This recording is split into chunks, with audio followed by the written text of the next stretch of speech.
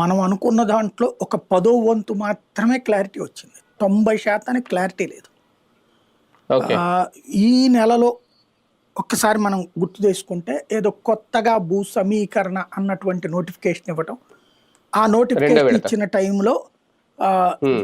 ఈనాడు జ్యోతి పుంకాను కథనాలు రాసినాయి. ఇంకేముంది అమరావతికి ఇచ్చేస్తున్నారు చట్టబద్ధత అన్నటువంటి కోణాలు అవును. రాసుకొచ్చేసారు.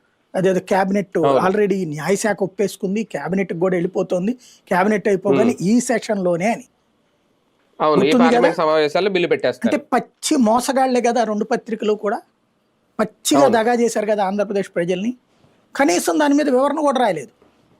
అది వాళ్ళ హ్మ్. మోసం. ఇప్పుడు ఓ పత్రిక నైతికత, నువ్వు కోట్లాది మంది ప్రజలు 5.5 కోట్ల మంది ఆంధ్రులకు సంబంధించి ఒక అబద్ధాన్ని అమ్ముతున్నావు. నిజం ఎందుకు హ్మ్. దాస్తున్నావు? నీ నిజం నువ్వు చెప్పిన అబద్ధం అన్నది తేలిపోయింది. ఇప్పుడు సెషన్ అయిపోయింది, హ్మ్. క్యాబినెట్ అయిపోయింది, సెషన్ అయిపోయింది. ఏం జరిగింది? హ్మ్. ఏం జరగనప్పుడు హ్మ్. మేము ఇట్లా అనుకున్నాము, మాకు వచ్చిన సమాచారం ఇది, కాకపోతే కొంత ఆలస్యమైందనన్నా చెప్పారా వాళ్ళు? హ్మ్. మరికొన్నాళ్ళు పడుతుందని ఏమన్నా చెప్పారా? పోనీ ఇప్పటికీ హ్మ్. ప్రజలకు కావాల్సినటువంటి నిజం ఏంటి? ఎక్కడ అమరావతి, ఏది హ్మ్. అమరావతి? ఈవెన్ ఇప్పుడు పెమ్మసాని కూడా చెప్పట్లేదు అది. అవును. అమరావతి అంటే హ్మ్. 29 గ్రామాల, ఈ